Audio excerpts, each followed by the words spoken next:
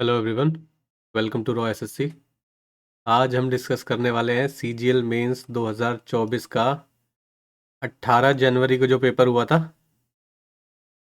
उस शिफ्ट का मैथ्स का पेपर हम डिस्कस करने वाले हैं। ठीक है, मैंने पूछा भी था प्रीवियस वीडियोस में ना कि सीजीएल का पेपर ख़त्म हो गया है तो सीजीएल के आंसर की भी आने वाली है।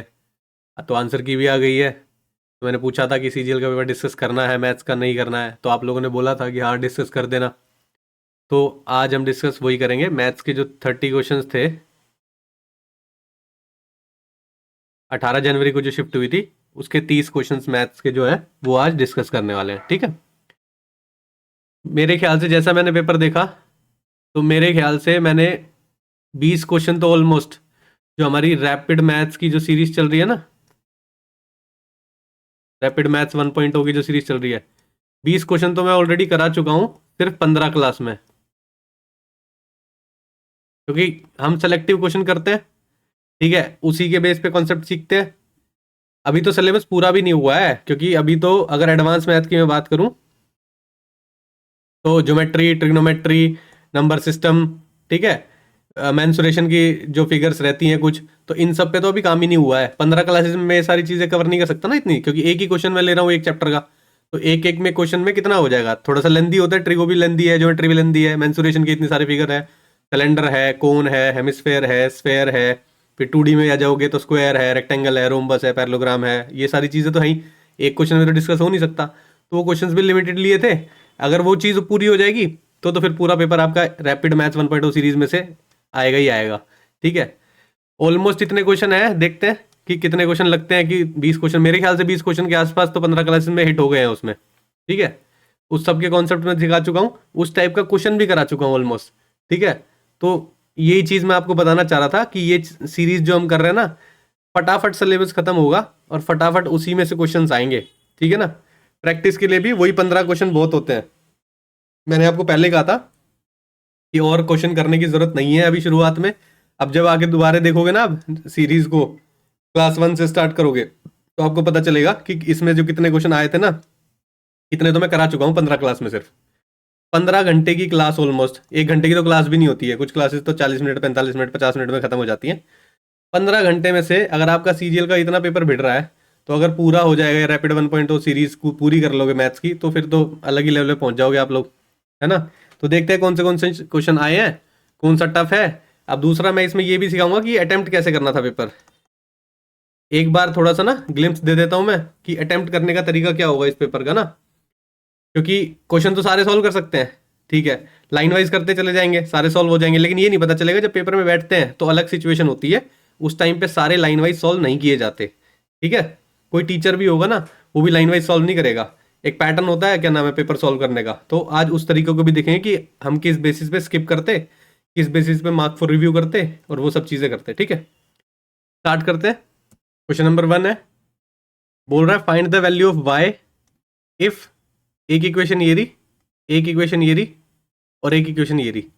3 इक्वेशन दी हुई है और 3 वेरिएबल दिए हुए हैं आपको, एक्स, वाई और Z.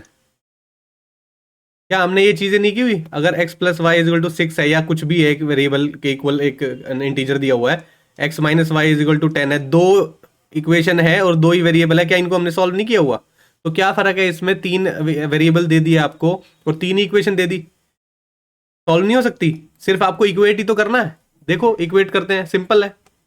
x minus 2y plus 2z is equal to 16, x minus Y plus z is equal to 9, 2x minus 3y minus Z is equal to 9। ये 3 इक्वेशन है। अब देखो, एक x की वैल्यू अगर हम यहाँ से निकाल ले और यहाँ पे रख दे और यहाँ पे रख दे, तो यहाँ पे वाई जेड बचेगा और यहाँ पे भी वाई जेड बचेगा।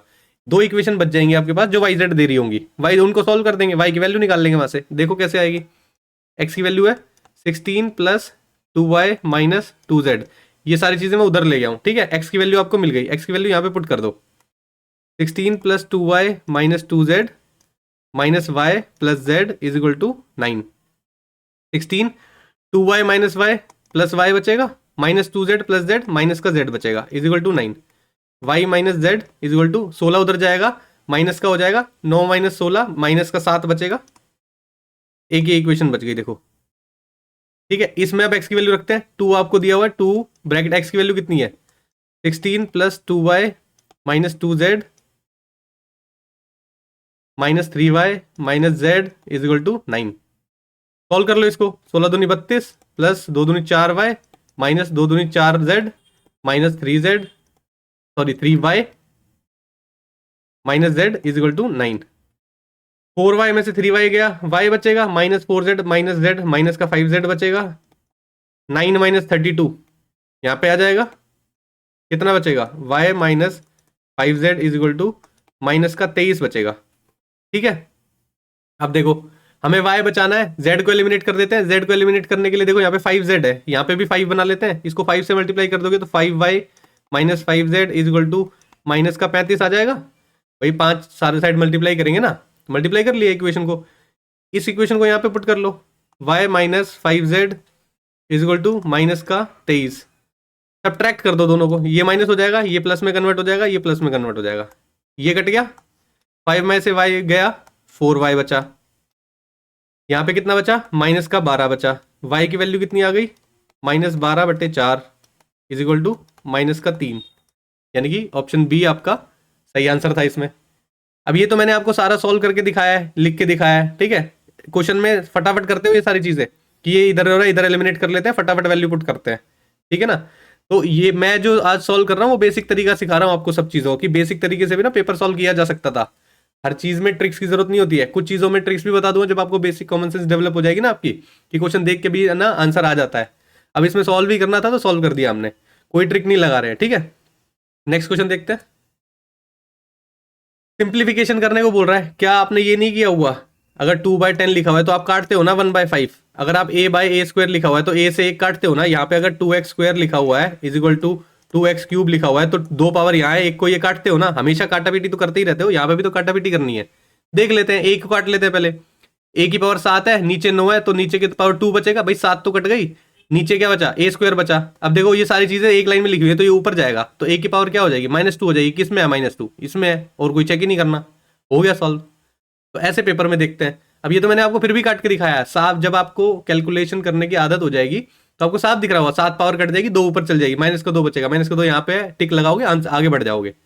ठीक है, ये भी कराया हुआ है कि आपको बेसिक कैलकुलेशन तो है, ये बेसिक चीजें पूछी हुई है। यहाँ पे अगर मैं आपका सिंप्लीफिकेशन में 2/10 इंटू 5/9 इंटू 8/24 लिख दूं और फिर मैं काटा पीटी करके बोलूं कि क्या आंसर आएगा, वही चीज तो है ये पे, ये वेरिएबल की फॉर्म में चल रही है, ये नंबर्स की फॉर्म में चल रही है, कुछ फर्क थोड़ी ना है। ठीक है, नेक्स्ट क्वेश्चन देखते हैं। प्रॉफिट लॉस का क्वेश्चन है, पता नहीं कितने क्वेश्चन कराए होंगे ऐसे। बोल रहा है 10 आइडेंटिकल आर्टिकल है, टोटल 15 रुपए में खरीदे हैं, कॉस्ट प्राइस उसका कितना है 15, सेल कर रहा है 1.7 रुपीज ईच, एक सेल करता है 1.7 में, तो 10 कितने में सेल करेगा 17 रुपए में, भाई मल्टीप्लाई कर दो 10 को 1.7 से। पूछ रहा है प्रॉफिट कितना हुआ है, यहाँ पे कितने का प्रॉफिट है 2 का प्रॉफिट है, कितने पे हुआ है 15 पे हुआ है, परसेंटेज निकालने को बोल रहा है, परसेंटेज निकाल दो, 5 या 15, 5 दूनी 10, 20, 40/3, 13.33 आंसर आ जाएगा। ऑप्शन सी मारो, आगे बढ़ जाओ। ये तो मैं आपको लिखा रहा हूँ, ये सीपी है, एसपी है, पेपर में तो साफ दिख रहा है ना, 15 है, 17 है, 2 का प्रॉफिट 2/15 इंटू 100 सीधा आंसर हो जाएगा। ठीक है, नेक्स्ट देखते हैं। In right angle triangle tan a की वैल्यू दी हुई है, राइट एंगल ट्रायंगल बनाना सिखा है, tan a की वैल्यू दी हुई है a b c, tan a की वैल्यू √3 दी हुई है, tan क्या होता है tan theta perpendicular upon base, इसकी वैल्यू √3 है, नीचे 1 है इसलिए 1 लिखेंगे, इसकी वैल्यू कितनी हो जाएगी 2 हो जाएगी, पाइथागोरस थ्योरम लगा दो भाई, ट्रायंगल बन गया आपका। बोल रहा है ये value sin a plus cos c, sin a cos c plus cos a sin c। अब देखो ये फॉर्मूला होता है sin a प्लस c का, मैंने नहीं सिखाया है, कोई प्रॉब्लम नहीं है, पर मैंने ये तो सिखाया है वैल्यू पुटिंग कर सकते हो। tan √3 पे कौन सी वैल्यू लेता है 60 डिग्री की वैल्यू लेता है, ये 90 दी हुई है, ये 30 हो जाएगी अपने आप में, भाई ट्रायंगल के सारे एंगल्स का सम 180 होता है ना, एक 60 दिया हुआ एक 90 दिया हुआ तो दूसरा 30 हो जाएगा। ठीक है, एक तो चीज है, अगर आपको फॉर्मूला पता होता, जब अभी हम पहुंचे नहीं है वहां तक, लेकिन अगर आपको फॉर्मूला पता होता sin a प्लस c लिखते, a कितना है 60, c कितना है 30, तो sin 90 कितना होता है 1 होता है, किस पे आ रहा है 1 पहले पे, इस पे नहीं आ रहा, इस पे भी नहीं आ रहा, इस पे भी नहीं आ रहा, यही आ रहा है, यही आंसर होगा। मान लो आपको फॉर्मूला नहीं पता था, मैं कह रहा हूँ 15 क्लास में हमने फॉर्मूला नहीं पढ़ा, लेकिन कुछ तो पढ़ा है। देखो उससे भी सॉल्व हो जाता है। साइन ए की वैल्यू साइन 60 √3/2, कॉस सी कितना है, cos 30 √3/2 प्लस कॉस ए की वैल्यू 60 डिग्री पे 1/2, साइन सी साइन 30 डिग्री 1/2, ये कितना हो जाएगा 3/4 प्लस 1/4, 3/4 प्लस 1/4 कितना होता है 4/4, 1 आ गया। 1 किस पे दिख रहा है, डी पे दिख रहा है, डी आंसर हो जाता। नहीं भी पता फॉर्मूला, लेकिन इतना बेसिक तो सिखा ही रखा ना कि सारे बेसिक से सॉल्व हो जाते हैं। इसमें वैल्यू पुटिंग तो कर ही सकते हो भाई। थीटा की वैल्यू आपको पता चलने के बाद वैल्यू पुटिंग तो करनी सबको सिखाई दी है, उसके काफी क्वेश्चन करा भी दिए हैं, उसी से सॉल्व हो जाता है ये। दूसरे को चेक करने की जरूरत ही नहीं है, क्योंकि ऑप्शन ही एलिमिनेट हो गए। आगे बढ़ो, नेक्स्ट क्वेश्चन देखते हैं। टाइम एंड वर्क के ऐसे क्वेश्चन पता नहीं कितनी बार कराए हैं, लेकिन देखो यहाँ पे एक थोड़ा सा एरर है, यहाँ पे डेज बोल रहा है, यहाँ पे आवर्स बोल रहा है, लेकिन आंसर ना डेज के हिसाब से आएगा। अब शायद इसको चैलेंज कर दिया जाए, वो देखते हैं। बोल रहा है रानी और आद्या है, एक 12 दिन में काम खत्म करते हैं, एक 16 दिन में। एलसीएम ले लोगे 48, 12 चौक 48, 16 3 48। They work in stretches of 1 alternatively, एक दिन एक काम करता है, एक दिन एक काम करता है। रानी से काम स्टार्ट हो रहा है, टोटल कितने काम हो रहे हैं 7 काम हो रहे हैं, कितने 2 दिन में। भाई एक दिन ये काम कर रही है, एक दिन ये काम कर रही है, तो टोटल 7 काम हो गए, पहला दिन दूसरा दिन, 2 दिन में हुए ना काम ये। इसके पास पहुंच जाओगे, कितने से मल्टीप्लाई करोगे 6 से, तो इधर भी 6 से, 12 दिन कंप्लीट हो गए, 42 काम चले गए। बचे कितने काम, 6 काम बचे हुए हैं, 12 दिन कंप्लीट हो चुके हैं। फिर से रानी की बारी आएगी, 4 काम और कंप्लीट हो जाएंगे, 2 काम बचेंगे, 1 दिन और ऐड हो जाएगा, 13 डेज हो गए। 2 काम बचे हुए हैं और एक की एफिशिएंसी है 3, तो कितने दिन निकलेंगे लगेंगे 2/3, तेरा 2/3 आंसर आ जाएगा। बताओ कितनी बार कराएं ये, बी ऑप्शन आंसर है। कितनी बार ये टाइम एंड वर्क का क्वेश्चन दे चुके हैं कि ठीक है आपको एफिशिएंसी निकालनी है, टोटल वर्क निकालना है, उसके बाद दिन ही तो गिनने हैं। कैसे ही गिन लो, ऑल्टरनेटिव करे तो गिन लो, 2 दिन छोड़ के करे तो गिन लो, 7 काम करे तो गिन लो, कोई फर्क ही नहीं पड़ता उससे। ठीक है ना, ये क्वेश्चन भी कराया हुआ है, कोई नया क्वेश्चन नहीं है। नेक्स्ट देखते हैं। सिंपल इंटरेस्ट फाइंड आउट करना है 2000 रुपए का 6.5% पे। सिंपल इंटरेस्ट ही चल रहा था अभी तक, तो लास्ट वाली क्लास में ही हमने कंपाउंड इंटरेस्ट किया है। सिंपल इंटरेस्ट के सारे क्वेश्चन कर चुके हैं, सारे टाइप भी अलग अलग तरीके से जितने सब क्वेश्चन पूछ सकता है वो सब कर चुके हैं। पूछ रहा है रेट ऑफ इंटरेस्ट किस पीरियड के लिए पूछ रहा है, 14 फरवरी 2023 से लेके 28 अप्रैल 2023 तक। कितने दिन हो जाएंगे, क्या ये लीप ईयर है, नहीं है। ये मैं वो तरीका बता रहा हूँ जो मैंने अभी तक पढ़ाया है आपको, ठीक है, क्योंकि आपको टाइम तो कैलकुलेट करना ही करना है। उसके बाद एक और तरीका बताऊंगा इसका, देखना। 14 फरवरी से 2023 में क्या ये लीप ईयर है, लीप ईयर नहीं है, तो 14 दिन फरवरी के बचेंगे, मार्च के 31 दिन, अप्रैल के 28 दिन हो रहे हैं।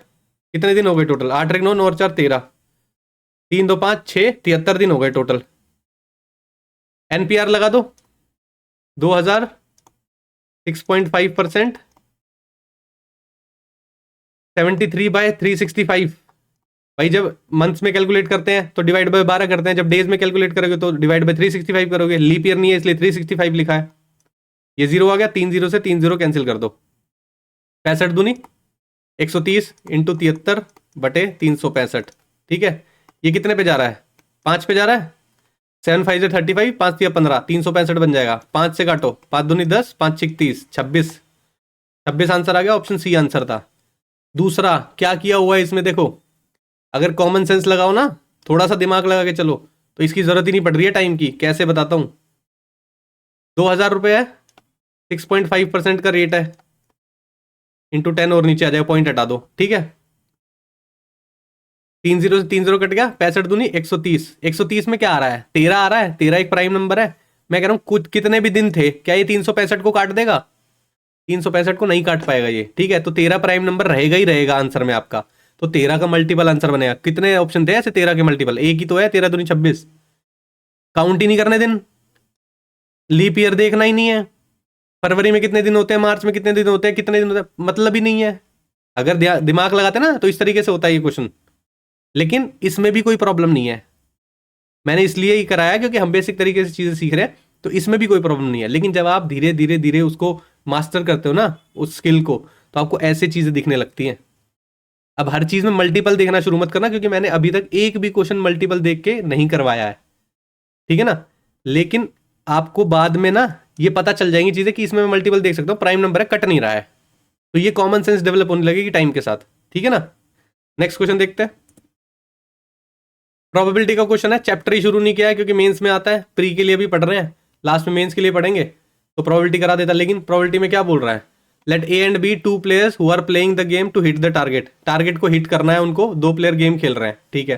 Probability of hitting a target by A का हिट करने की टारगेट है 2/3, बी के हिट करने की टारगेट है, हिट करने की प्रोबेबिलिटी है 3/4, ए की है 2/3, दोनों की प्रोबेबिलिटी है ये हिट करने की। पूछ रहा है what is the probability that exactly one of them hit the target, एक टारगेट हिट कर दे। अब जब देखो एक टारगेट हिट करने की कह रहा है तो दूसरा हिट नहीं करेगा, मान लो ए ने हिट कर दिया, ठीक है, तो बी हिट नहीं करेगा। हिट ना करने की प्रोबेबिलिटी कैसे निकालते हैं, एक में से माइनस कर दो, कितना हो जाएगा 1/4, 1/4। फिर दूसरा केस बनेगा, दूसरा केस जब बनता है तो ऐड करते हैं दोनों केसेस को, ठीक है, दोनों केसेस की प्रोबेबिलिटी को ऐड करते हैं। जब एक ही केस में बात हो रही होती है तो प्रोबेबिलिटी को मल्टीप्लाई करते हैं। मान लो ए मिस कर जाता, तो ए मिस करने की प्रोबेबिलिटी क्या है, इसको 1 में से माइनस करोगे तो कितना बचेगा 1/3, और ये हिट कर देता 3/4, ठीक है ना, कितना बचा 2, या तो अगर नहीं भी काटना तो सीधा सीधा कर लो, 12/12 आ रहा ना, तो मत काटो इसको, 2/12 प्लस 3/12 कितना आ जाएगा 5/12, 5/12 आपका डी ऑप्शन आंसर था। फर्स्ट गो में करते, अभी तक देखो कोई भी क्वेश्चन ऐसा नहीं आया जो स्किप करना चाहिए, ठीक है ना, जब आएगा तब देखेंगे। ट्रिग्नोमेट्री का क्वेश्चन है, कराया हुआ है, दो तरीके बताऊंगा इसको करने के। ये बताया हुआ है आपको tan 90 minus theta is equal to cot theta होता है, होता है। अब देखो अगर ये दोनों tan की वैल्यू लिखी हुई है, एक चार्ट बना के दिखाता हूं आपको मैं, tan का जो वैल्यू थी 0 degree, 30 degree, 45 degree, 60 degree, 90 degree. tan की वैल्यू 0 पे कितनी होती है 0, 30 पे 1/√3, 45 पे 1, इस पे √3, इस पे नॉट डिफाइंड होती है, ठीक है। अब देखो दो तरीके हैं इस क्वेश्चन को सॉल्व करने के। अगर इसको ऐसे लिखते हैं आप, tan x plus Y is equal to 1/tan x minus Y लिख देते इसको, tan x plus Y is equal to यहाँ पे cot x माइनस वाई हो जाता। ये बन गया एक चीज। tan a is equal to cot b कब होता है, जब इन दोनों का सम 90 होता है। कैसे, देखो ये दोनों इक्वल कब होंगे, जब थीटा की वैल्यू अगर आप 45 रखोगे तो यहाँ पे 45 हो गया, यहाँ पे 45 होगा, tan 45 1 होता है, cot 45 1 होता है, ठीक है। ये वाले चीज सिखा चुका हूं इसलिए बता रहा हूं बार बार। अगर ये दोनों को इक्वल होना है तो इन दोनों का सम कितना होना पड़ेगा 90, 90 होना पड़ेगा। मतलब क्या है, इन दोनों को ऐड कर दो तो y से y कैंसिल हो जाएगा, 2x की वैल्यू 90, x की वैल्यू 45, 10x की वैल्यू पूछिए, 10 45 कितना होता है 1, आंसर आ गया आपका। दूसरा वैल्यू पुटिंग से भी कर सकते हो इसको आप, मान लो इसको 45 ले, दो ऐसी टर्म्स लो 10 की जो आपस में काट के 1 ले आए। क्या कोई भी वैल्यू अगर आप लोगे तो इनवर्स होनी चाहिए ना, तभी तो वो काटेगी। देखो एक ये है और एक ये है, ये दोनों एक दूसरे काट सकते हैं, और 10 की कोई वैल्यू एक दूसरे को नहीं काट रही। कैसे कर सकते हो, अगर x की वैल्यू 45 ले लोगे प्लस 15, एक की वैल्यू 45 माइनस 15, ये 45 प्लस 15 कितना होता है 60, 10 60 हो गया, यहाँ पे 10 30 हो गया, 60 कितना होता है √3, 10 30 कितना होता है 1/√3, इससे कट गया, सेटिस्फाई कर गया। ये क्या थी x की वैल्यू, x की वैल्यू थी 10x कितना हो गया 45, आंसर कितना आ गया C। दो तरीके थे इसको सॉल्व करने के, दोनों बताए आपको मैंने, क्यों, क्योंकि ये सीखा हुआ है हमने, ठीक है ना। नेक्स्ट क्वेश्चन देखते हैं, 3 लाइन का क्वेश्चन है, पॉपुलेशन का क्वेश्चन है, लेंदी हो सकता है, स्किप करेंगे इसको, ठीक है, ये स्किप करना ही था, दूसरे गो में आके देखेंगे इसको।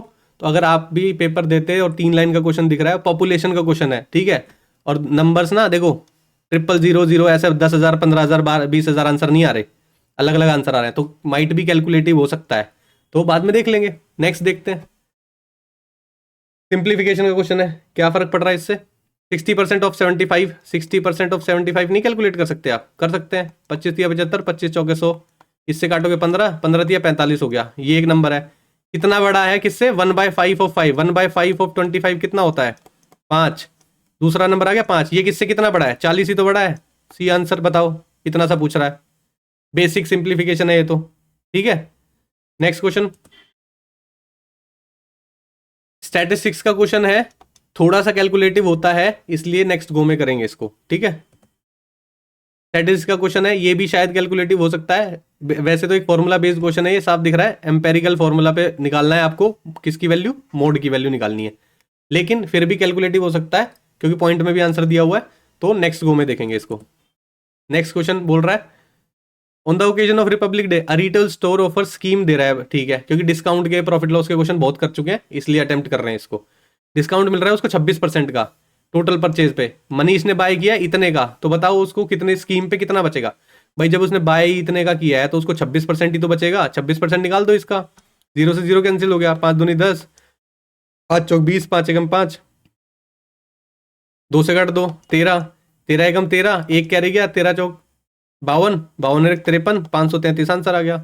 ऑप्शन नहीं आंसर है। बताओ इतना सा कैलकुलेशन नहीं करोगे क्या, क्या वहां पे भी लिखोगे कि अच्छा ठीक है मार्क प्राइस 2050 था, फिर डिस्काउंट दिया 26%, इसको माइनस करके निकालोगे, ऐसे भी नहीं करना होता। जब इतना अच्छे से पढ़ा दिया है ये टॉपिक तो सीधा वैल्यू लिखो, आंसर निकालो। ठीक है, नेक्स्ट क्वेश्चन देखते हैं। ABC is inscribed in circle with centre O, AB इतना है, BC इतना है, AC इतना है। नंबर्स देख, ये क्वेश्चन नहीं कराया तो इसलिए मैं बोल भी नहीं रहा हूँ कि मैंने अभी कराया है, रहता है ये क्वेश्चन क्योंकि हमने ज्योमेट्री उतने अच्छे से नहीं पढ़ी है, सिर्फ सर्कल कवर किया था हमने। ये सर्कल का क्वेश्चन नहीं है, उसमें सरकम रेडियस का है। मैंने बोला था आने वाली वीडियोस में सरकम रेडियस, इन रेडियस और इस टाइप की चीजें सिखाऊंगा, लेकिन अभी उसका नंबर नहीं आया था क्योंकि टॉपिक बड़ा है ना ज्योमेट्री, इसलिए। लेकिन फिर भी जब मैं कराता तो ये क्वेश्चन जरूर आ जाता उसमें। बोल रहा है AB इतना है, BC इतना है, AC इतना है। इन नंबर्स को साफ देख के पता चल रहा है ये नंबर्स पाइथागोरियन ट्रिपलेट्स हैं।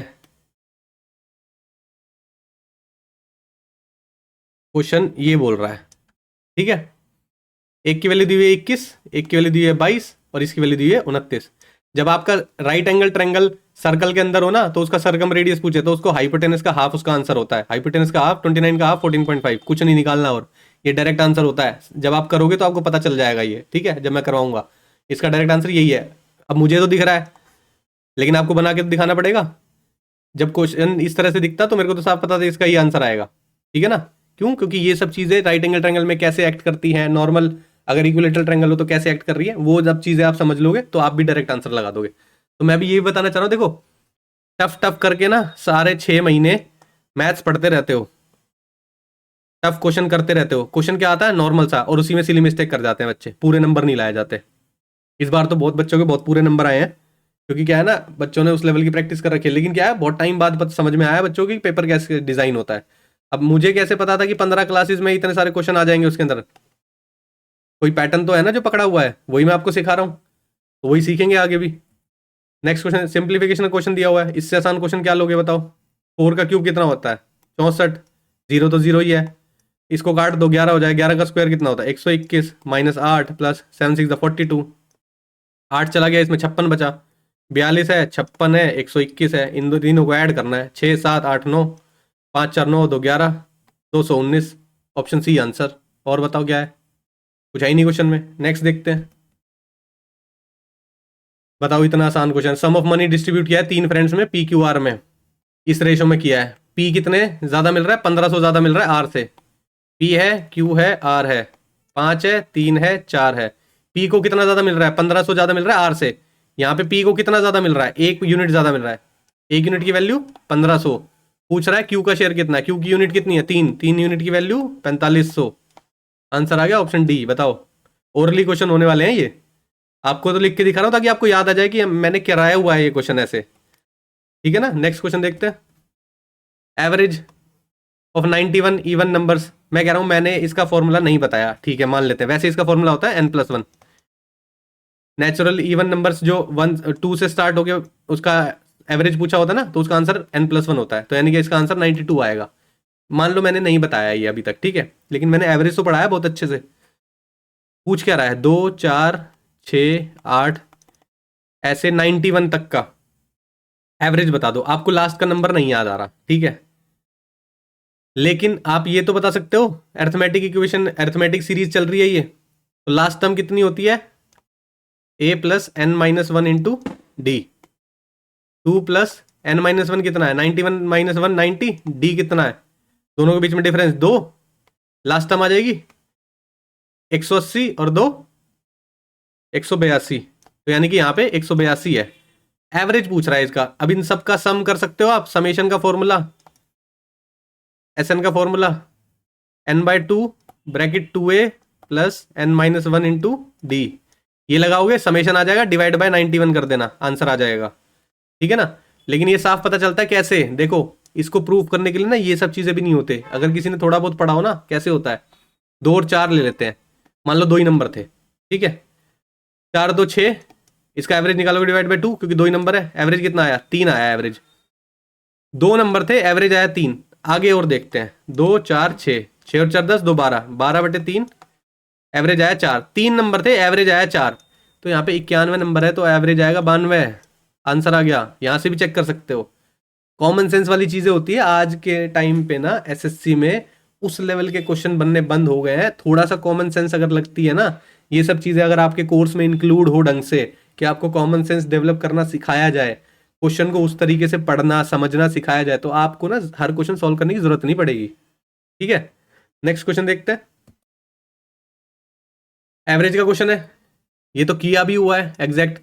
If the average age of 3 person is 56, अगर एवरेज ये है तो सम कितना होगा, 56 इंटू 3 कराया हुआ है, काफी क्वेश्चन कराए हुए हैं। कैसे, average is equal to sum upon number of observation, कराया ये। सम को निकालने के लिए average into number of observation, average ये रहा, नंबर कितने हैं 3 है, इंटू कर दिया, सम आ गया। यहाँ पे रेशियो में दिया हुआ है, इसका सम कितना होगा, 7 और 5 12, 12 और 2 14, 14 एक्स मान लो, 14 चौक 56, 4 तिया 12, एक्स की वैल्यू आ गई 12।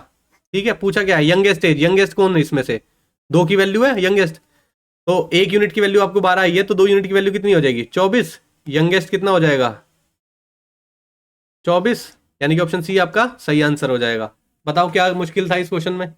ये क्वेश्चन तो इतनी बार कर चुके हैं हम, इस फॉर्मूले, एक ही फॉर्मूले को मैं घिसे जा रहा हूं इतने टाइम से, कि हाँ इसी से करो, इसी से करो, इसी से करो, इसी से करो। देखो आंसर भी कितना है, इतना सा आंसर है बस। समझ में आ रहा है। तो पेपर मुश्किल नहीं होता, बच्चे पढ़ते ही कुछ और रहते हैं। कुछ और पढ़ते रहोगे, कुछ और में दिमाग लगाते रहोगे, सिलेबस पूरा होएगा नहीं। ये लगेगा कि लेंदी कोर्स होता है, लेंदी सिलेबस होता है, ऐसा नहीं होता है।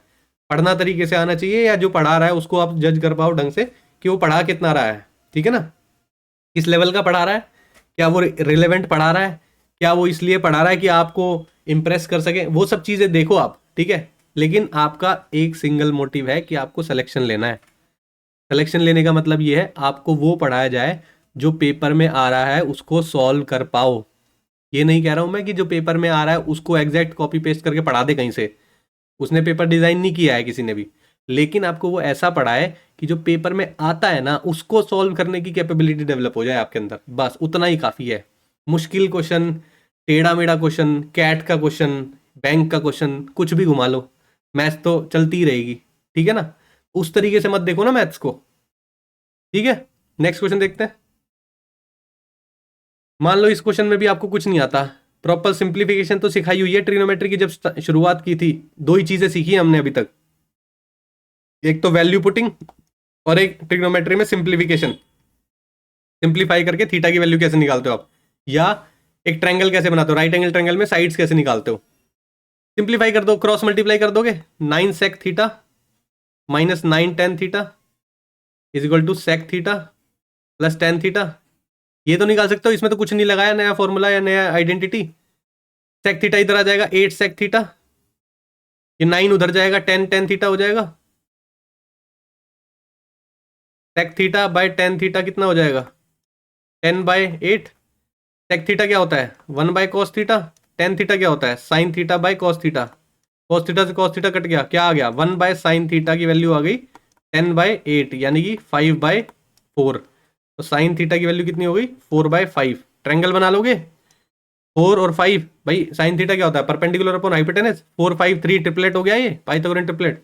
पूछा ये है साइन थीटा की वैल्यू क्या है 4/5 माइनस टेन स्क्वायर की वैल्यू क्या होगी, इसका स्क्वायर 16/9 अपॉन 4/5 प्लस 16/9, इसकी वैल्यू निकालनी है, आपका आंसर आ जाएगा। निकाल लेते हैं, 9 5 45, 9 चौक 36, 16 पंजे 80 अपॉन 36 प्लस 80 अपॉन 45, 45 से 45 चला गया, इसमें से माइनस करो कितना बचेगा 44 बचेगा।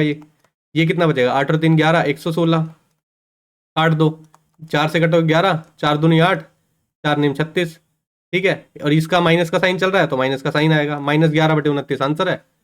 ऑप्शन बी आपका सही आंसर है भाई। 36 में से 80 करोगे माइनस का 44 आ रहा है, ठीक है। तो ये आंसर आएगा आपका। कुछ किया इसमें, आइडेंटिटी लगाई, आइडेंटिटी लग सकती थी। Sec theta minus tan theta और sec theta plus tan theta ना 1 होता है। क्यों? Sec square theta minus tan square theta 1 होता है, ठीक है। लेकिन ये आइडेंटिटी मैंने पढ़ा ही नहीं है, लेकिन मैं तब भी बताना चाहता हूँ, अगर आपने लिमिटेड भी पढ़ा हो ना तो भी क्वेश्चन बेसिक तरीके से बनता है, बनाने वाला होना चाहिए, ठीक है।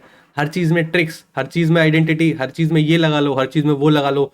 50 क्वेश्चन को सॉल्व करने के लिए 500 तरीके निकाले, 500 तरीके फिर आप याद करते फिरते हो, ठीक है। फिर याद नहीं होते, ट्रिक याद नहीं आती, फिर आपको लगता है क्वेश्चन सॉल्व ही नहीं हो सकता। अरे हो सकता है, सॉल्व करना सीखो, ठीक है। अभी इसमें कोई भी एक ऐसी चीज यूज नहीं कर रहा हूं मैं जो पिछली 15 क्लासेस में नहीं पढ़ाई मैंने, ठीक है ना। नेक्स्ट क्वेश्चन देखते हैं। ये नहीं पढ़ाया है क्योंकि ये आई नहीं है, सिमिलैरिटी अभी हमने शुरू ही नहीं की है, लेकिन ये सीधा फॉर्मूला बेस्ड क्वेश्चन है। Area of triangle 1 upon area of triangle 2 ये इक्वल होता है साइड्स के ए बी बाय, अगर मैं यहाँ पे दो ट्रायंगल बना लूं, A B C P Q R, ठीक है। तो ये होगा A B by P Q का whole square is equal to P R by, P R ऊपर कह रहा हूँ, A C by P R का whole square is equal to B C by Q R का होल स्क्वायर। इसके equal होता है ये,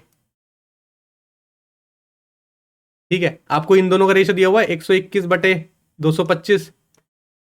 कोरस्पॉन्डिंग साइड का पूछा, कोई भी साइड का पूछा हुआ है, A B by P Q का होल स्क्वायर है, इधर आएगा अंडर रूट आ जाएगा, 11/15 अंडर रूट में निकल आएगा, 11/15 कहाँ है आंसर, ये रहा आंसर। ये तो मैंने आपको फॉर्मूला लिख के दिखाया है क्योंकि मैंने कराया नहीं है। जब ये कराते हैं तो पहला सिमिलैरिटी में ये कराते हैं कि सिमिलैरिटी ऑफ ट्रायंगल्स में जब एरिया का रेशो दिया होता है तो साइड्स का रेशो किस तरह से एक्ट करता है, ठीक है। लेकिन आपको देखते ही आप पता चल जाता है अंडर रूट निकालना, ये रहा आंसर इसका। मुश्किल क्वेश्चन नहीं है बिल्कुल भी, ये वाली चीज़ कवर नहीं करी है इसलिए नहीं कराई है अभी तक, इसलिए मैंने ये फॉर्मूला लिखा है कि ये वाला फॉर्मूला यूज होता है इसमें। 15 क्लासेस और हो जाएंगी ना, पूरा का पूरा पेपर 30 क्लासेस में सिमट जाएगा। 30 क्लासेस मतलब 30 घंटे। बताओ क्या ज़्यादा पढ़ाई है 30 घंटे की? थोड़ी सी और प्रैक्टिस कर लो 30 घंटे की। कहाँ मैथ्स ज़्यादा लंबी है? आप कहो ना तो प्री के लिए 1000 क्वेश्चन डिज़ाइन कर दूंगा, उसमें से पेपर ना अच्छा खासा फिट हो जाएगा, ठीक है। लेकिन फिर वो वाली बात हो जाती है कि पेपर जैसा लीक, ऐसी चीज़ें बना रहे हैं जिससे पेपर ही लीक हो रहा है। लेकिन 1000 क्वेश्चन का गेम है, बस समझ में किसी को आए तो कि 1000 क्वेश्चन बनते कैसे हैं। 6-6 हज़ार 10-10 हज़ार क्वेश्चन करने से कुछ नहीं होएगा, ठीक है ना। फिर जीके को टाइम नहीं मिलता, फिर जीके में 5 नंबर आते हैं और फिर कहते हो सर सिलेक्शन से बाहर हो गए, रैंक नहीं आई और ये हो गया वो हो गया, तो वो सब चीज़ें चलती रहती हैं। नहीं तो मैथ्स में ना 1000 क्वेश्चन का गेम है, जिसको समझ में आती है वो उस चीज़ को 1000 क्वेश्चन में कवर कर लेगा। कहोगे तो 1000 क्वेश्चन डिज़ाइन भी कर दूंगा, लेकिन देखते हैं कितने बच्चे बोलते हैं कि हाँ सर कुछ इस टाइप का डिज़ाइन करो, कुछ इस टाइप का कंटेंट बनाओ, तो बना देंगे। नेक्स्ट क्वेश्चन देखते हैं। A toy in the form of cone mounted by hemisphere, mounted होना हेमिस्फेयर, एक हेमिस्फेयर के ऊपर कोन को माउंट किया हुआ है, ठीक है। ये फिगर सभी कराई नहीं है क्योंकि मेंसुरेशन में इतना डीप गए नहीं। मेंसुरेशन में क्या पढ़ा है अभी? सिलेंडर पढ़ा है हमने, ठीक है, क्यूब पढ़ा था, ठीक है, और क्या पढ़ा है? कोन का एक क्वेश्चन आया था आई थिंक, और एक क्वेश्चन स्फेयर का आया था, बस इससे ज़्यादा कुछ पढ़ा ही नहीं है। मेरे ख्याल से स्फेयर भी अभी कवर नहीं हुआ, ये दो ज़्यादा अच्छे से कवर हुए हैं, है ना। तो अभी जब आया नहीं तो फॉर्मूला भी कैसे याद होगा आपको इसका, लेकिन ठीक है यहाँ पे मैं बता रहा हूँ, अगर ये सारी फिगर्स कवर हो जाती तो इसमें भी आ जाता ये। Radius of hemisphere and that of cone is 36, इसका रेडियस कितना दिया हुआ है? 36 दिया हुआ है आपको, ठीक है। हाइट ऑफ कोन, हाइट दी हुई है 105, कितना बन जाएगा ये? कट रहा है क्या? पाइथागोरन ट्रिपलेट है क्या? चेक कर लेते हैं। 3 से जा रहा है, यहाँ पे 12, देखो दोबारा बना के दिखाता हूँ यहाँ पे आपको। ये 36 है, ये 105 है, 12 3 से काटना, 12 3 3 9, 3 5 15, 12 35 37 का ट्रिपलेट पड़ा है? नहीं पढ़ा तो पढ़ा देंगे, लेकिन अगर आपको नहीं आ रहा ना समझ में तो पाइथागोरस लगा लो, सिंपल। इतना कैलकुलेशन करने का टाइम होता है अगर आपकी स्पीड ठीक ठाक हो गई है, समझ में आ गई है। देखा पीछे कैसे क्वेश्चन उड़ाते हुए आए हैं, तो इतनी स्पीड है तो नॉर्मल मल्टीप्लाई करके भी ना पाइथागोरस थ्योरम लगा के आप ये वाली साइड निकाल सकते हो, ठीक है। क्योंकि total surface area of toy पूछा है, टोटल सरफेस एरिया क्या हो जाएगा? टोटल सरफेस एरिया मतलब curved surface area of cone pi R L plus hemisphere का सरफेस एरिया यानी कि 2 पाई आर स्क्वायर, ये हो जाएगा आंसर। पाई आर कॉमन ले लो, यहाँ पे एल बचेगा, यहाँ पे क्या बचेगा, आर स्क्वायर आर बचेगा। ठीक है, अब देखते हैं वैल्यू कितनी निकल रही है। ये कितनी आ रही है, 3 से डिवाइड किया था, 3 से मतलब 7 या 21, 3 3 9 10 11, 111 आएगी इसकी साइड। तो पाई आर की वैल्यू पाई में कन्वर्ट मत करो क्योंकि आंसर भी पाई में ही दे रखे हैं। पाई इंटू आर कितना है 36, एल कितना आ गया 111 प्लस आर कितना है 36, कितना आंसर आएगा, ये हो जाएगा 36 और 10 46 47 147 pi into 36 into 147। Unit digit कर सकते हैं क्या, हाँ जी बिल्कुल कर सकते हैं। 7 6 42, 42 हो रहा है। किसमें आ रहा है यूनिट डिजिट, नहीं आ रहा है, कुछ कैलकुलेशन मिस्टेक हुई है आई थिंक। चेक कर लेते हैं कौन का कितना दिया हुआ है, 36 दिया हुआ है। पाई आर कॉमन ले लिया, एल बचा, यहाँ पे 2 है, देखो ये 2 मिस कर गए। 36 दूनी कितना हो जाएगा 72 हो जाएगा, 72 82 83 183 37 18, यूनिट डिजिट 8 कहाँ है, ये रही, आंसर ए हो जाएगा। ठीक है, मल्टीप्लाई करके देखना, मल्टीप्लाई कर लो, आंसर यही आएगा। ठीक है, नेक्स्ट क्वेश्चन देखते हैं। Anil and Beena are friends and the difference between their ages is 5। Anil और बीना का जो डिफरेंस दिया हुआ है वो 5 दिया हुआ है। Dinesh is 3 times as old as Anil. Dinesh और अनिल, दिनेश 3 टाइम्स है तो अनिल का 3 टाइम्स कर दोगे तो बराबर हो जाएंगे। ठीक है, Bina is twice old as her sister Charu. Bina और चारू में क्या रहे, बीना ट्वाइस है तो इसका ट्वाइस कर दोगे बराबर हो जाएंगे। ठीक है, the age of Dinesh and Charu differ by 45। Dinesh और चारू में डिफरेंस है कितना 45 का। Beena is older than Anil, Beena Anil से बड़ी है तो देखो बीना को यहाँ पे रखना पड़ेगा क्योंकि अनिल बड़ा नहीं है, नहीं तो एजेस डिफरेंस में माइनस में आ जाएगी, जबकि माइनस में होती नहीं है। मतलब बीना माइनस अनिल दिया हुआ है 5। ठीक है, ये कुछ इक्वेशन दी हुआ है, पूछा है sum of present age of Dinesh and Charu. Dinesh minus Charu दिया हुआ है, दिनेश प्लस चारू निकालना है आपको। देखो डी माइनस सी है आपके पास 45, एक और ऐसी इक्वेशन मिल जाए तो दिनेश और चारू की एज आ जाएगी, निकाल के कोशिश करते हैं। यहाँ पर क्या है देखो, बी माइनस ए दिया हुआ है, इस इक्वेशन को बनाते हैं डी माइनस सी वाली इक्वेशन। ए की वैल्यू क्या निकल के आ सकती है यहाँ पे, D by 3, B minus D by 3 is equal to 5, 3b minus D is equal to 15। ठीक है, अब बी की वैल्यू क्या रख सकते हो 2c, तो बी की जगह क्या रख दोगे 2c minus D is equal to 15, 6c minus D is equal to 15। ये इक्वेशन बन गई सी डी की, ये भी एक इक्वेशन है सी डी की। पुट कर लो, दोनों इक्वेशन को सॉल्व कर लो, आंसर आ जाएगा आपका। डी से डी कैंसिल हो गया, 5c प्लस करो कितना 60 हो गया, सी की वैल्यू 12 हो गई। सी की वैल्यू जब 12 है तो किस में पुट करोगे, इसमें पुट कर लो, D minus 12 is equal to 45। D की वैल्यू कितनी आ गई, उधर जाके प्लस हो जाएगा, 45 10 55 55 2 57। पूछा क्या है डी प्लस सी, प्रेजेंट सम पूछा है डी प्लस सी का, डी ये रहा सी ये रहा, 57 10 67 67 2 69 69। ऑप्शन बी आंसर हो गया। बताओ इक्वेशन सॉल्व करना कब से करते आ रहे हैं अर्थमेटिक के, जब क्वेश्चन कर रहे हैं कुछ अलग है, कुछ भी नहीं है, और एजिस का क्वेश्चन पहले भी किया हुआ है। ठीक है, नेक्स्ट क्वेश्चन देखते हैं। कैलकुलेटर ट्रैक नहीं किया है लेकिन आपको अगर कॉमन सेंस है तो देखो इसमें एक चीज बताऊंगा जो अभी तक नहीं बताई है मैंने। इतने मीटर का सर्कुलर ट्रैक है, सरिता और कविता साइकिल ड्राइव कर रही है, सेम पॉइंट से स्टार्ट कर रही है, ऑपोजिट डायरेक्शन में जा रही है, एक की स्पीड इतनी है और एक की स्पीड इतनी है। पूछ रही है कितने टाइम बाद वो पहली बार मिलेंगे। ये सर्कुलर ट्रैक है, मैं कह रहा हूँ यहां से चल रही है। एक बात बताओ, अगर मैं यहाँ पे कट लगा दूं और इसको खोल दूं तो ये स्ट्रेट लाइन बन जाएगी, स्ट्रेट लाइन बन जाएगी भाई।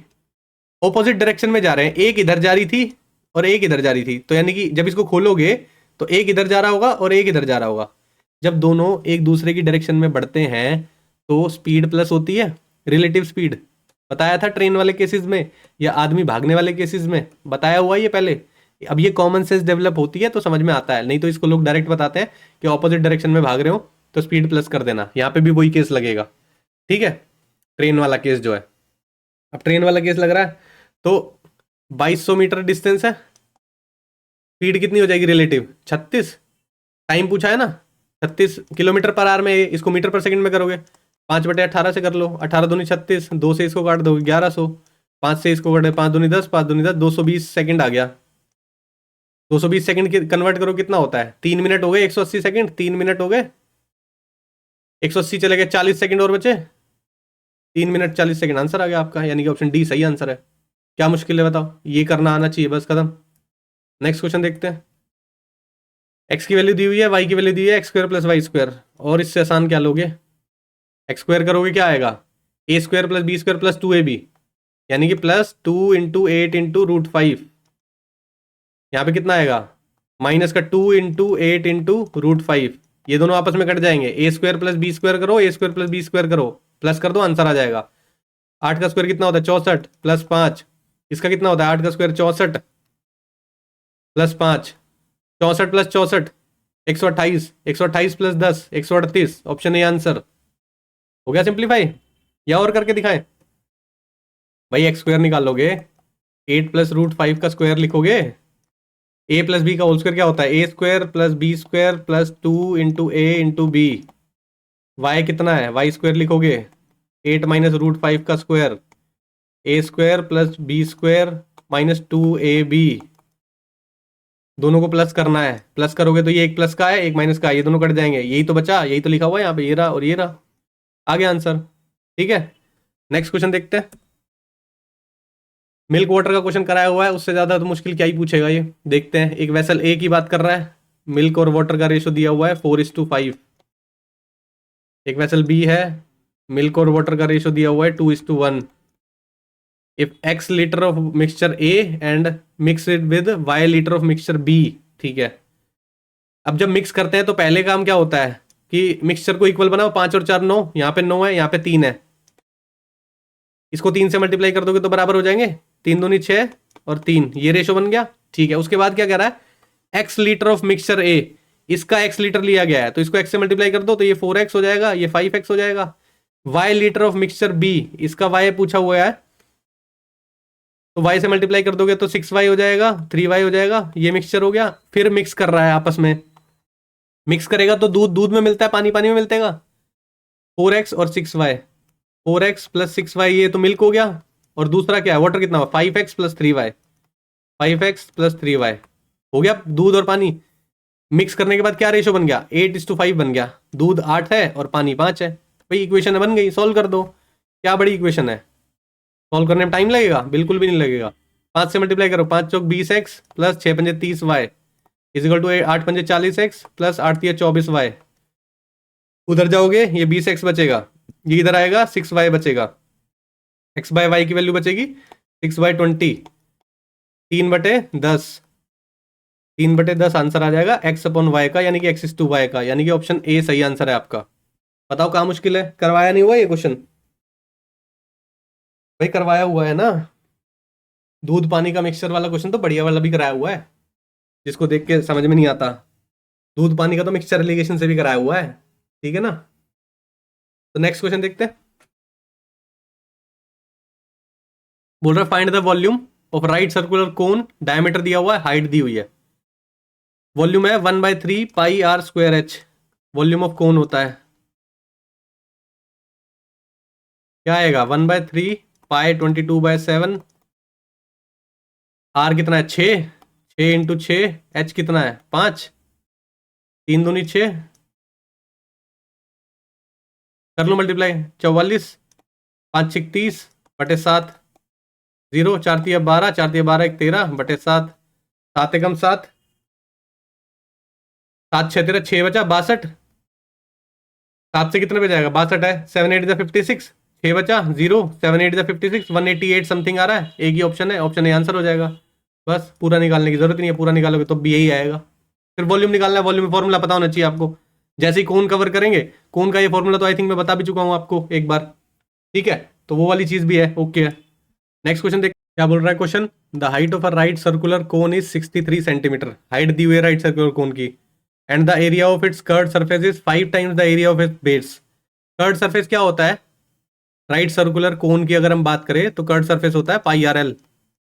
इसके इक्वल दिया 5 times of area of base. Area of base क्या होगा? नीचे से कौन सर्कुलर होता है, उसका सर्कल का एरिया कितना होता है? πr²। ये दिया हुआ है आपको, पाई से पाई कट कर दो, r² के एक r चला गया, l/r कितना आ गया? 5/1 आ गया।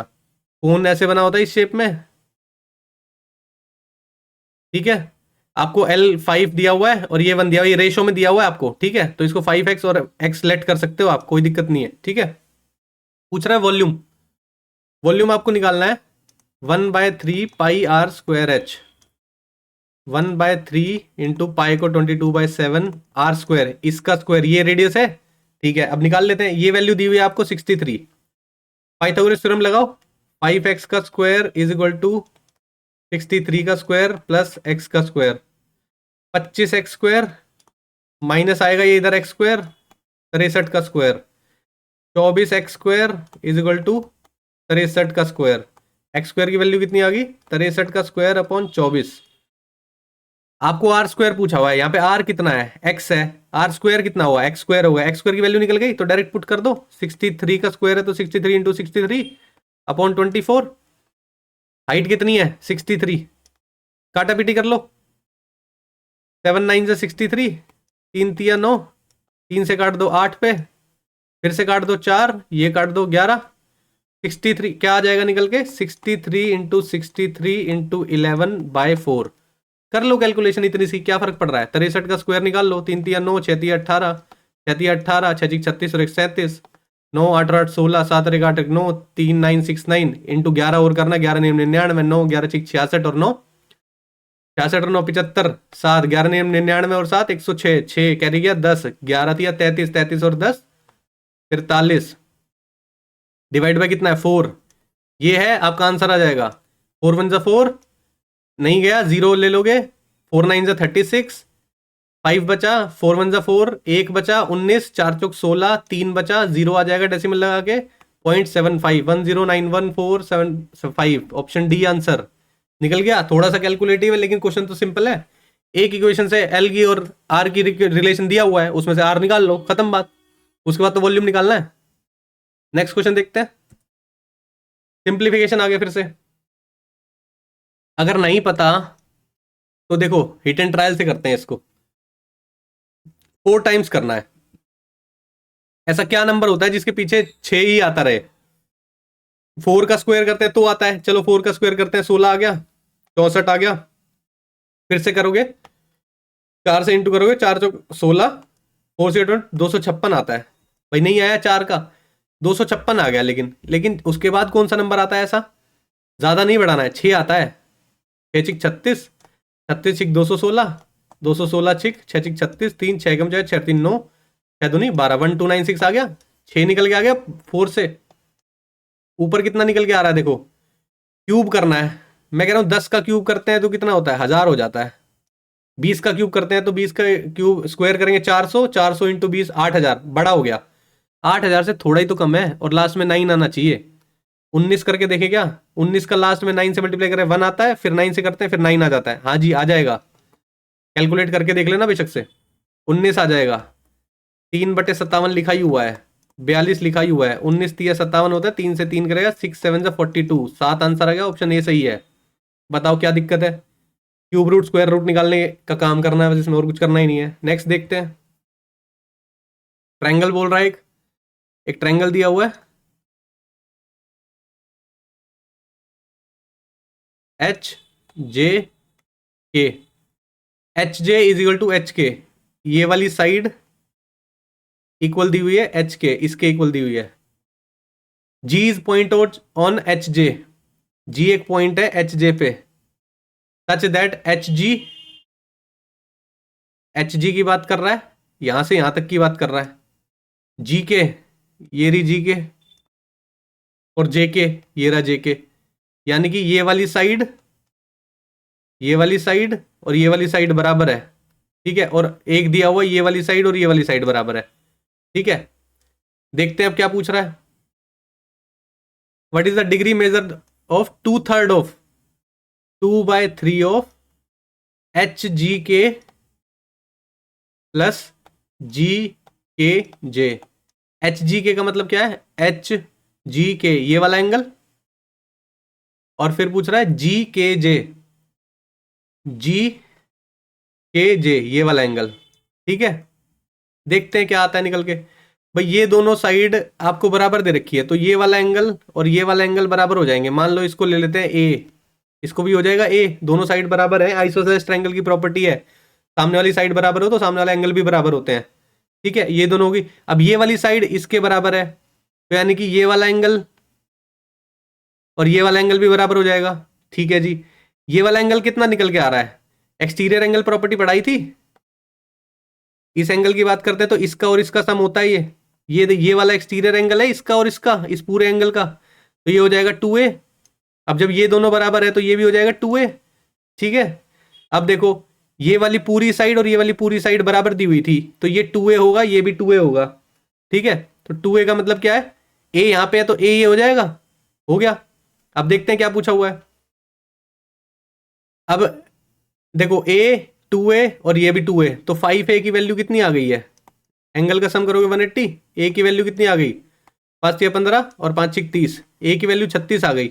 आपसे पूछा हुआ है 2/3 ऑफ एच जी के ये वाला एंगल, और फिर पूछा हुआ है जी के और जे यानी कि ए, ये तो ए है यानी कि ये 36 डिग्री हो गया। एच जी के क्या है, एच जी के ये वाला एंगल पूछा हुआ है, ये वाला एंगल किसके इक्वल हो जाएगा, 2a + a के इक्वल हो जाएगा यानी कि 3a के इक्वल है। इसको 3 से मल्टीप्लाई करोगे कितना आ जाएगा, 6 3 18, 3 3 9 और 1 10, 108। इसको हटाते हैं यहां से, 2/3 इंटू 108 और 36, 36 और 8 44, 144, 3 से काट दोगे, 3 चौक 12, 3 अट्ठे 24, मल्टीप्लाई कर दो इसको, 8 दूनी 16, 4 दूनी 8 और 1 9, 96। ऑप्शन ए आपका सही आंसर हो गया। देखते हैं नेक्स्ट क्वेश्चन, सिंप्लीफिकेशन का क्वेश्चन है। a - b का स्क्वायर, a + b का स्क्वायर और ये दिया हुआ है साथ में, सॉल्व करना है सिंपल। a - b का होल स्क्वायर खोल लो, a स्क्वायर + b स्क्वायर, इसका स्क्वायर होगा 25 का z स्क्वायर तो आएगा ही आएगा। ठीक है, उसके बाद देखो प्लस साथ में 12y का होल स्क्वायर, 144y स्क्वायर, ये भी आएगा। ठीक है, -2ab, 12 पंजे 60, 60 दूनी 120, 120 yz ये आएगा। ठीक है, अब देखो यहां पे भी है, कितना दिखाई दे रहा है, ये कन्वर्ट होके कितना हो जाएगा, 144z स्क्वायर हो जाएगा, प्लस 144z स्क्वायर, प्लस ये कितना है 5 5 25 y स्क्वायर, प्लस 2ab, 12 पंजे 60, 60 दूनी 120 yz, -144z स्क्वायर। इससे ये कट गया, z तो एक ही बचा हुआ है ये रहा, और सारे कितने हैं, ये y की टर्म है, ये yz यही बचा हुआ है। z देख लेते हैं कंपेयर करके, 25 किस में है, इसमें है, नहीं है नहीं है नहीं है, ऑप्शन ए आंसर हो जाएगा, और सारा अपने आप कट पिट जाएगा। कैसे कट जाएगा, देखो यहाँ से काट दो, ये इससे कट गया, 144 वाई स्क्वायर है, 25 इसमें प्लस कर दोगे तो 169 ही तो होएगा, 25z square plus 169 y square. लो आंसर आ गया, सिंप्लीफिकेशन ही तो है सिर्फ फॉर्मूले की, क्या कराया नहीं हुआ a - b का होल स्क्वायर और a + b का होल स्क्वायर। अब देखो कितने क्वेश्चन हमने स्किप किए हैं इसमें, और कितने क्वेश्चन करने लायक थे डायरेक्ट, सारे किए हुए हैं।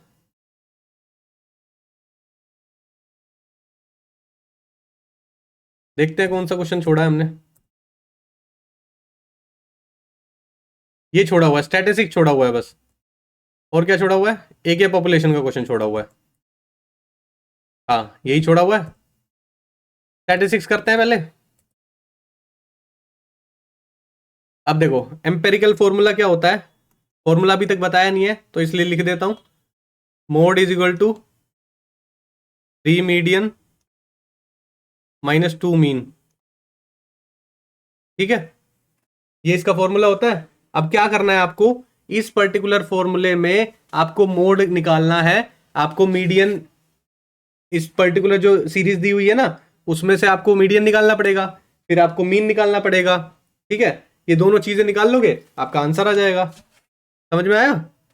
अब देखो कैसे निकलेगा, ऐसी सीरीज में निकालने के लिए ना पहले इस सीरीज को इंक्रीजिंग टर्म में अरेंज करते हैं, तो इंक्रीजिंग टर्म में कर लेते हैं। पहले सबसे छोटा कौन सा दिखाई दे रहा है, 16 दिखाई दे रहा है, 16 है, फिर 17 है, 17 के बाद क्या है, 18 है, ठीक है, 19 नहीं है, 20 है, 21 भी है, 22 भी है, 23 है, नहीं 23 नहीं दिख रहा है, 24 है, 24 एक और है, 24 एक और है, फिर 25 है, 25 एक और है, फिर 28 है। कितने टर्म्स है, 1 2 3 4 5 6 7 8 9 10 11 12, 12 है क्या, 3 3 6 3 9 3 12, हाँ टर्म्स सही है, सारे लिख लिए हैं।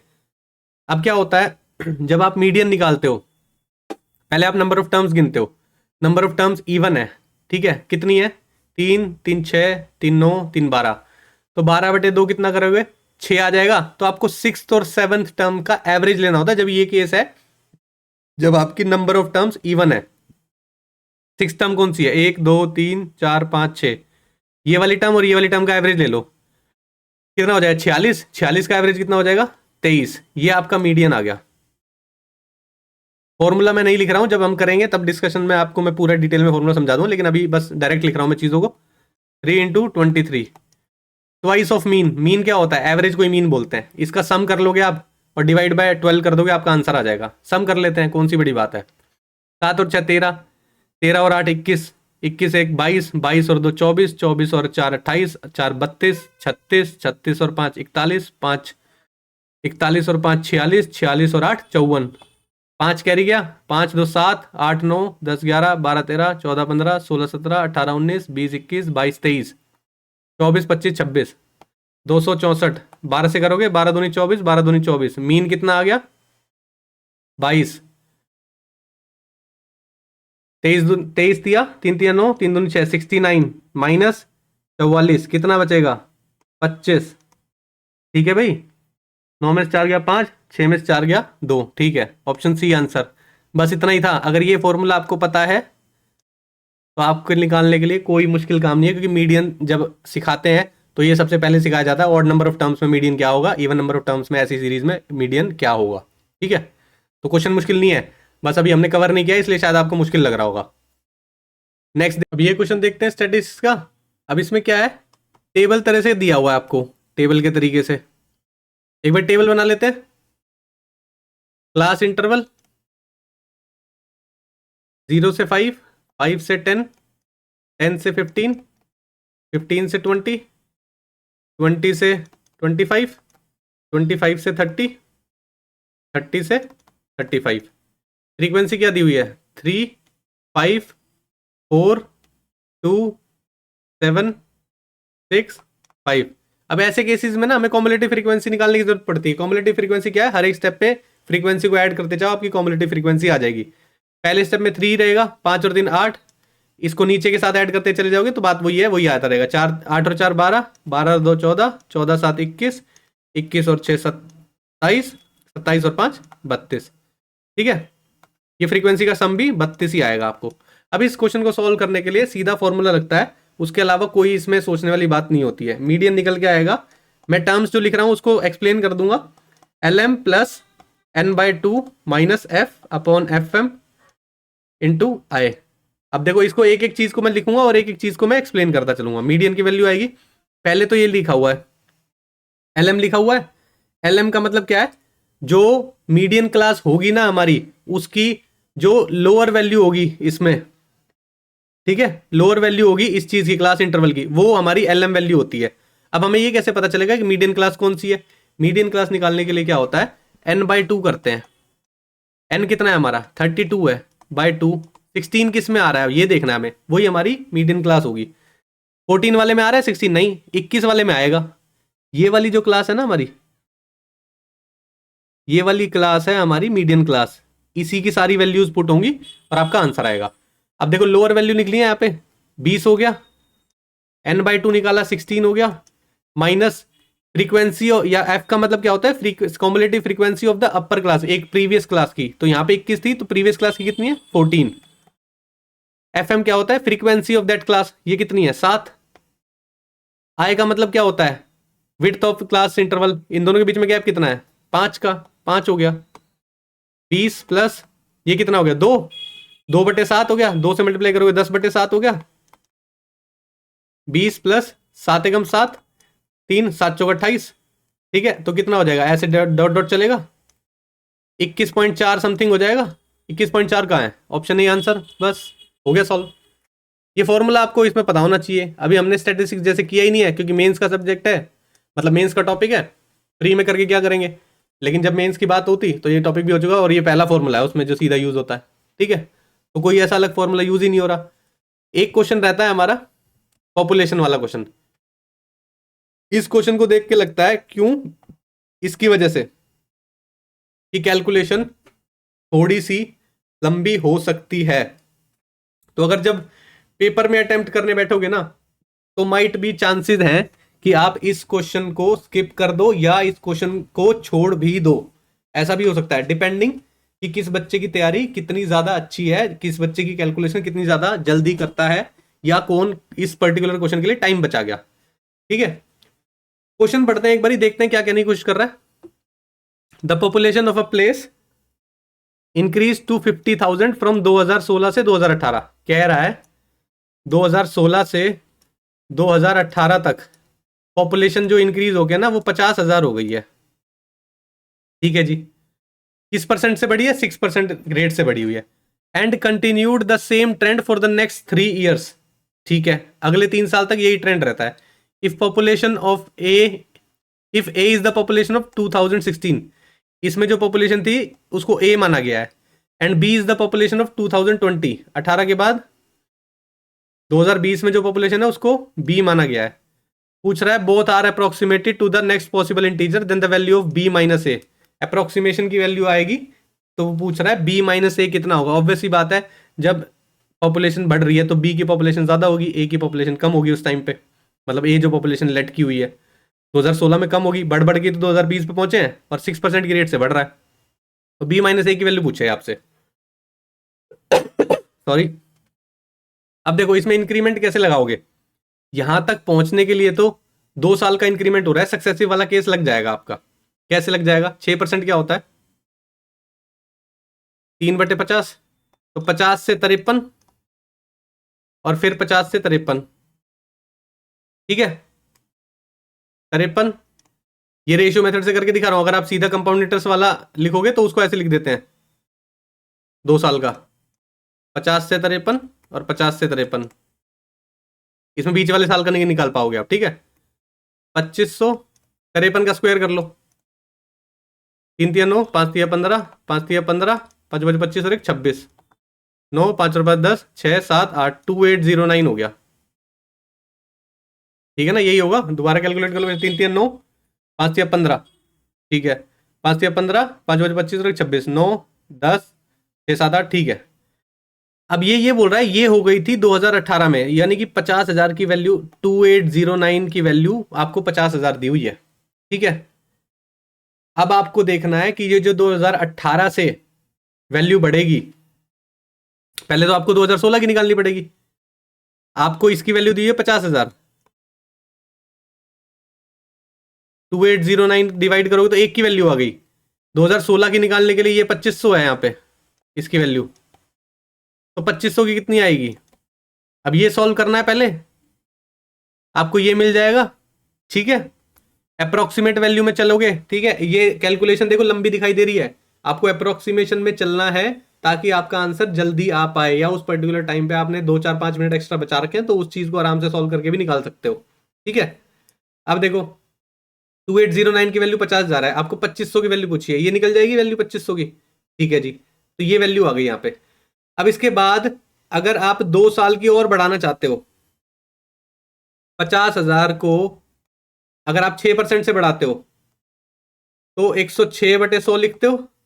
2 साल बढ़ाओगे तो 106/100 फिर से लिखोगे, 20 से 20, 20 से 20 कट गई, 106 का स्क्वायर इंटू 5 आ जाएगा आपका आंसर। ठीक है, क्या वैल्यू आ जाएगी यहाँ पे? ये 2020 की वैल्यू आ जाएगी, 106 इंटू, मतलब 106 का स्क्वायर इंटू 5। ठीक है, तो क्या आप 106 का स्क्वायर लिख सकते हो?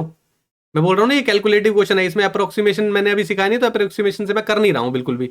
106 का स्क्वायर लिखो, 6 36, 6 0 0 0 लिखोगे, 6 0 1 लिखोगे, 6 3 6 और 6 12, 1 1 2 3 6, 5 से मल्टीप्लाई करो, 5 6 30, 3 5 6 15, 16 17 18, 5 दूनी 10 और 1 11, 5 1 5 1 6, 5 1 5, 56 180। यहाँ पे वैल्यू कितनी हो गई है? 56 180 हो गई है।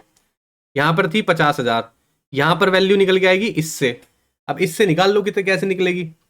अगर आप इसको 2800 भी लेट कर लेते हो, ठीक है, अगर इसको आप 2800 भी लेट कर लोगे तो 20 से, सपोज करो हमें इसको 2800 ले लिया, 20 से 20 कट गई, 1 2 3 4 25 बन जाए 125, डिवाइड बाय 28 करोगे, 28 पे कितने पे जाएगा? देखो ये 28 पंजे पे जा रहा है, चौके पे जा रहा है, 4 पे जाएगा। 28 चौक कितना होता है, 30 से मल्टीप्लाई कर लो, 120 होगा, और 120 में से 8 घटा दोगे तो कितना हो जाएगा, 112। ठीक है भाई, 28 चौक 8 4 32, 4 दूनी 8 और 3 11, 112 हो गया। ठीक है 112, कितना बचा, 13 बचा। फिर से करोगे 4 पे, 112, 8 बचा, 8 कह रहा हूं सॉरी, 112 करोगे तो फिर कितना बचेगा, 18 बचेगा, 180 आएगा फिर निकल के। अब कितने पे करोगे, 5 पे कर सकते हो, 140 पे 6 पे भी कर सकते हो। 28 6 कितना होता है, 8 6 48, 4 6 दूनी 12 और 4 16, 168। 6 पे करोगे, 4 4 6 मान लो, 00 आ जाएगा निकल के। इन दोनों का डिफरेंस पूछ रहा है कितना होगा आपका, 56 180, 44 600, 0 8, 11 में 6 गया 5, 5 में 4 गया 1, और फिर यहाँ पे 5 में 4 गया 11 580 आ रहा है आपका। देखो हमने थोड़ा सा अप्रोक्सीमेट वैल्यू ली थी, तो 11 580 11 11 580 के नियरेस्ट क्या है, ये है, तो आपका ये आंसर हो जाएगा। ये एक ऐसा क्वेश्चन है जो पूरे पेपर में सिर्फ आपका ये क्वेश्चन टाइम लेगा, और 29 क्वेश्चन में से एक भी क्वेश्चन ऐसा नहीं मिला आपको जो आपका टाइम ले। इसमें कैलकुलेशन हो रही है, अप्रोक्सीमेशन लगाना आना चाहिए, किसके पास वैल्यू आएगी, किसकी कम वैल्यू आएगी। देखो अगर ये 2800 कितना था, 9 था ना, 2809 था, ये वैल्यू ज्यादा होती तो ये ऊपर वाली वैल्यू छोटी आती, यानी कि ये वाली वैल्यू छोटी आती, यानी कि ये वाली वैल्यू छोटी आती, ये वाली वैल्यू छोटी आती तो ये वाली वैल्यू बड़ी हो जाती। भाई डिफरेंस जिसमें से कर रहे हैं, अगर वो वैल्यू छोटी है तो नीचे वाला वैल्यू बड़े हो जाएगी ना, 580 की जगह 680 आ जाएगा ना।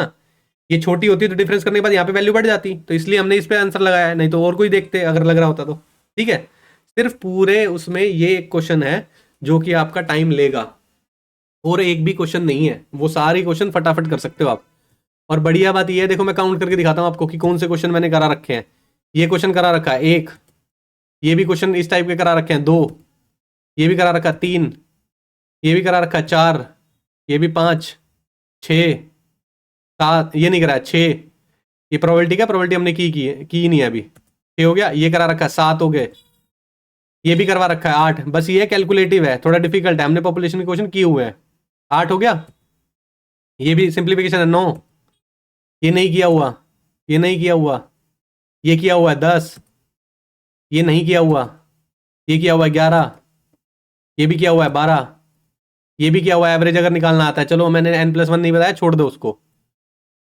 ये किया हुआ है 13, ये भी किया हुआ है 14, ये नहीं किया हुआ, ये भी नहीं किया हुआ, ये किया हुआ है 15, ये नहीं किया हुआ, चलो सर्कल में, ये किया हुआ है 16, ये भी किया हुआ है 17, ये नहीं किया हुआ, ये भी चलो नहीं किया हुआ, ये किया हुआ है 18, ये नहीं किया हुआ, ये भी किया हुआ है 19 क्वेश्चन एटलीस्ट है, 19 से 20 क्वेश्चन ऐसे हैं जो आपने अगर 15 क्लासेस करी हुई हैं इसकी रैपिड मैथ्स 1.0 सीरीज की, तो आपके 19 से 20 क्वेश्चन सॉल्व हो जाते।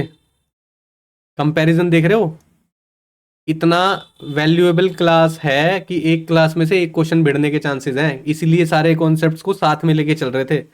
15 क्लासेस में ज्योमेट्री पढ़ा रहा होता ना, तो सिर्फ ज्योमेट्री का क्वेश्चन सॉल्व होता और सब ठन गोपाल हो जाता आपका। अगर जो बिगिनर्स है 2025 के लिए तैयारी कर रहे हैं उनकी बात कर रहा हूं मैं, अगर जिनको बिल्कुल भी नहीं आता। लेकिन हमने क्या किया, हर चैप्टर के एक एक दो दो क्वेश्चन से बेसिक सीख लिए सबके, और बढ़िया बात क्या निकली कि पेपर में बहुत सारे क्वेश्चन बेसिक से ही आते हैं। ठीक है ना, सारे हाई लेवल क्वेश्चन बनाने लगे ना तो पेपर ही पूरा नहीं होएगा। पॉपुलेशन वाला क्वेश्चन देखा, अगर वैसे क्वेश्चन डाल देना पेपर ही पूरा नहीं होना अच्छे अच्छे बच्चे से। ठीक है ना, तो इसलिए मैं ये कह रहा था, शायद उस टाइम पे किसी को समझ में नहीं आ रहा हो कि क्या मिक्स प्रैक्टिस के थ्रू क्वेश्चन सिखाए जा रहे हैं, क्या हो रहा है ये समझ में नहीं आ रहा है ना। लेकिन ऐसा नहीं था, जो चीज़ जो फॉर्मेट मैंने बनाया है वो कुछ सोच समझ के बनाया है। उस सोच समझ के बनाने के पीछे ये है कि आपका मैथ्स का सिलेबस जल्दी पूरा होना चाहिए, कॉन्फिडेंस जल्दी ऊपर आना चाहिए। अब ये जो वीडियो देखेगा ना और वो पुरानी सीरीज जाके देखेगा, मैं 100% बोल सकता हूँ उसका कॉन्फिडेंस ऊपर ही जाएगा कि हाँ इस सीरीज को फॉलो करके मेरा मैथ्स जल्दी से जल्दी कंप्लीट हो सकता है। ठीक है, इर्रिस्पेक्टिव आप और कहीं से भी पढ़ रहे हो, बहुत ज़्यादा पढ़ रहे हो, क्वेश्चन बैंक लगा रहे हो, 7,000 क्वेश्चन है, मजाक नहीं होता है इतना रिटेन करना, इतनी प्रैक्टिस करना मजाक नहीं होता है। हर बार हार्ड वर्क गधे की तरह काम करने का फायदा नहीं होता है, कभी कभी ना दिमाग लगा के भी पेपर सॉल्व किया जाता है, दिमाग लगा के भी प्रिपरेशन की जाती है। ठीक है, तो मैं जो बताता हूँ ना वो इसलिए बताता हूँ कि आप उस स्मार्ट अप्रोच से चलो कि मैथ्स जल्दी से जल्दी खत्म हो। ऐसा नहीं है हम क्वेश्चन की प्रैक्टिस नहीं करने वाले कि हम 15-15 क्वेश्चन से ही चलते रहेंगे, ऐसा नहीं है। लेकिन एक बार आपका सिलेबस और आपके बेसिक कॉन्सेप्ट क्लियर होने के बाद ना फिर 15 क्वेश्चन डेली करते रहो, 20 क्वेश्चन करते रहो, 25 क्वेश्चन करते रहो, कोई फर्क नहीं पड़ने वाला। हम भी तो करेंगे मॉक्स, 25 क्वेश्चन करेंगे ना मंडे टू फ्राइडे, फिर सैटरडे संडे रिवीजन करोगे ना, जो फॉर्मूला है जो कॉन्सेप्ट सिखाए हुए हैं, तो हम भी कर लेंगे 25 क्वेश्चन। लेकिन 25 की स्पीड से चलेंगे, ज़्यादा टेंशन लेने वाली बात ही नहीं है। 50 क्वेश्चन लगाओ, 100 क्वेश्चन लगाओ, दिन के 150 क्वेश्चन लगाओ, लगाते ही रहो। फिर जीके को कौन पढ़ेगा, इंग्लिश को कौन पढ़ेगा? आसान समझ रहे हो इन दोनों सब्जेक्ट्स को? इतना आसान होता ना तो बहुत बच्चों के बहुत ज़्यादा अच्छे नंबर आ रहे होते। तो इसलिए ना ये भी देखना होता है कि आपके 4 सब्जेक्ट हैं, एक ही सब्जेक्ट के पीछे मत घुसे रहो। बहुत सब लोग बोलते हैं मैथ्स में इतना टाइम देना है, सब लोग करते हैं। अगर 8 घंटे पढ़ रहे हो ना तो 3 से 4 घंटे तो मैथ्स को ही दे दो, आधा यही ले। अरे जब वेटेज उसकी 25% है तो उसकी प्रेपरेशन भी तो ऐसी हो जानी चाहिए कि 25% में हो जाए। ऐसा कुछ प्लान बनाओ ना। नहीं, उसकी प्रेपरेशन के लिए तो आपको 50% टाइम चाहिए जो आपकी टोटल प्रिपरेशन का टाइम है।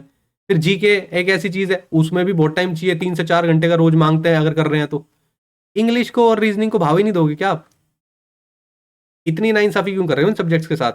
फिर जब 50 में से 40 नंबर आते हैं ना इसमें, और फिर दुख होता है कि हाँ 2 नंबर से कट ऑफ रह गई, तब पता चलता है इस रीजनिंग की वैल्यू क्या है।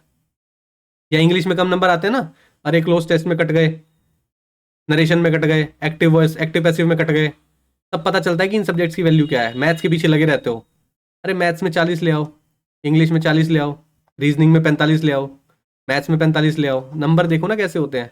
एवरेज वाला बच्चा जीतता है जो चारों सब्जेक्ट पे ध्यान देगा।